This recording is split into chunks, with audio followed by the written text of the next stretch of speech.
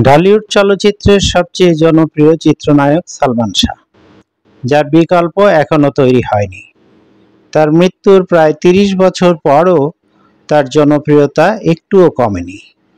সেই সালমান শাহর জীবনযাত্রা, চলচ্চিত্র, তার নায়িকাদের সম্পর্কে, কোন নায়িকার সঙ্গে কতটা চলচ্চিত্র নির্মাণ করেছেন এবং তার মৃত্যু সম্পর্কিত বিভিন্ন বিষয় তুলে ধরছি। ভিডিওটি না টেনে সম্পূর্ণ দেখার জন্য অনুরোধ রইল। সালমান শাহর আগমন ঘটেছিল সোহানুর রহমান সোহান পরিচালিত কিয়ামত থেকে কিয়ামত চলচ্চিত্রের মধ্য দিয়ে।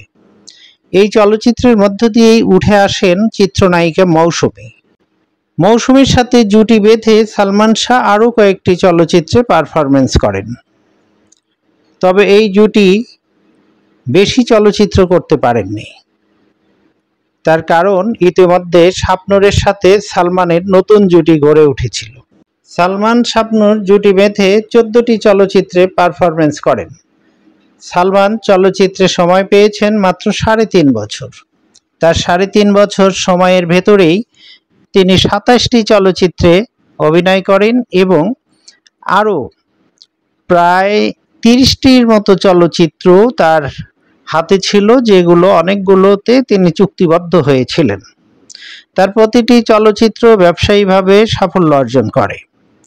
সালমানের জনপ্রিয়তার উত্তাপে সে সময়ের বাঘা ভাগা চিত্র তারকারা, বিশেষ করে নায়কেরা ধরাশায়ী হয়ে পড়েছিলেন। ঢালিউড চলচ্চিত্রের বাণিজ্যিক গতি দারুণভাবে বেগবান হয়েছিল সালমানের কারণে। সালমান শাহকে তার সাফল্যের জন্য ভক্তরা তাকে ঢালিউড চলচ্চিত্রের রাজপুত্র, নায়কের নায়ক, স্বপ্নের নায়ক ইত্যাদি উপাধিতে ভূষিত করেছেন। সালমান শাহের জন্ম ও বেড়ে ওঠা।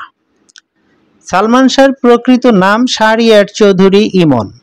তার জন্ম 1971 সালের 19 সেপ্টেম্বর সিলেট শহরের দাঁড়িয়াপাড়াস্থ তার নানার বাড়ি। পিতা কমরউদ্দিন চৌধুরী ও মাতা নীলা চৌধুরী। সালমান পিতামাতার বড় সন্তান। একাডেমিক শিক্ষাক্ষেত্রে সালমান শাহ বিকম পাশ করেছিলেন। তার প্রাথমিক শিক্ষা শুরু হয়েছিল ইংলিশ মিডিয়ামে, কাজেই তিনি ইংরেজিতে বেশ দক্ষ ছিলেন। শোবিজ অঙ্গনে সালমান শাহর আগমন ঘটেছিল বিজ্ঞাপনের মডেলিংয়ের মাধ্যমে। তারপর তিনি সে সময় বিটিভিতে বেশ কয়েকটি নাটকেও অভিনয় করেন। তিনি মাত্র 22 বছর বয়সে বিয়ের পিঁড়িতে বসেন। তার খালার বান্ধবীর মেয়ে সামিরা হকের সাথে তার বিয়ে হয় 1992 সালের 12 আগস্ট তারিখে। তার স্ত্রী সামিরা হক বিউটি পার্লার ব্যবসার সঙ্গে জড়িত ছিলেন। চলচ্চিত্র পরিচালক সোহানুর রহমান সোহান কিয়ামত থেকে কিয়ামত চলচ্চিত্র নির্মাণের জন্য পাত্রপাত্রীর সন্ধান করছিলেন। তখন নায়ক আলমগীরের তৎকালীন স্ত্রী গীতিকার খসনুর আলমগীর সালমান শাহর সন্ধান দেন। তখন অবশ্য তার নাম সালমান ছিল না, ডাক নাম ছিল ইমন। সোহানুর রহমান সোহান এই ইমন নামের পরিবর্তে সালমান শাহ নাম দিয়ে মৌসুমী সালমান শাহ জুটি তৈরি করেন। কিয়ামত থেকে কিয়ামত চলচ্চিত্রটি 1993 সালে রিলিজ হয়। সুপার ডুপার হিট চলচ্চিত্র।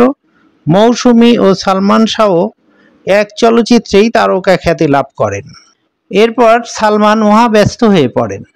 ঢালিউড চলচ্চিত্রের একটা নিয়ম আছে, কেউ সহজে নতুন নায়ক নায়িকা নিয়ে কাজ করতে চান না, কিন্তু একবার যদি কেউ হিট হয়ে যায় তখন তার উপর সকল প্রযোজক এবং নির্মাতা হুমড়ি খেয়ে পড়েন। সালমানেরও এমন অবস্থা হয়ে যায়। ব্যক্তিগত জীবন ও সংসার ছোট হয়ে আসে। শুটিংয়ের ব্যস্ততা অসম্ভব রকম বেড়ে যায়। সালমানের জনপ্রিয়তার বিশেষ কারণ হিসেবে চলচ্চিত্র বোদ্ধারা মনে করেন তার স্টাইল, বাচনভঙ্গি, শুদ্ধ উচ্চারণ, ব্যক্তিত্বপূর্ণ আচরণ, বিনয় এবং চেহারার মিষ্টতা। বাংলা চলচ্চিত্রে চেহারার মিষ্টতা এবং আকর্ষণীয় ব্যক্তিত্ব একমাত্র উত্তম কুমারের পর সালমান শাহকেই মনে করা হয়। সালমান ছিলেন অত্যন্ত বড় মনের একজন মানুষ। তিনি প্রাণ খুলে মানুষকে সাহায্য সহযোগিতা করতেন। সালমান শাহর প্রথম নায়িকা মৌসুমীর সঙ্গে জুটি করে মোট 4টি চলচ্চিত্র করেন। দ্বিতীয় নায়িকা শাবনূরের সাথে জুটি করে ছবি করেন মোট 14টি। এরপর লিমা, শিল্পী, শাহানাজ সহ আরও কয়েকজন নায়িকার বিপরীতে পারফরমেন্স করেন সালমান শাহ। মৃত্যুর মধ্য দিয়ে একটি মহাজীবনের অবসান। তখন এফডিসিতে রেজা হাশমত পরিচালিত প্রেম পিয়াসী চলচ্চিত্রের শুটিং চলছিল। জুটি সালমান শাবনূর। পরদিন শুক্রবারও শুটিং ছিল। সেদিন ছিল 1996 সালের 6 সেপ্টেম্বর। এই দিনটি বাংলা চলচ্চিত্রের আকাশ কালো মেঘে ঢেকে যায়। সেই চলচ্চিত্রের রাজপুত্র সালমান শাহর জীবনের শেষ দিন। এই দিন তাকে তার ঢাকার ইস্কাটনে তার নিজ বাসভবনে সিলিং ফ্যানের সাথে ঝুলন্ত অবস্থায় তার মরদেহ পাওয়া যায়। সালমান শাহর জন্য আমাদের বিনম্র শ্রদ্ধা থাকলো। আর হ্যাঁ ভিউয়ার্স, আমরা আগামীতে বেশ কয়েকটি পর্ব করতে চাই।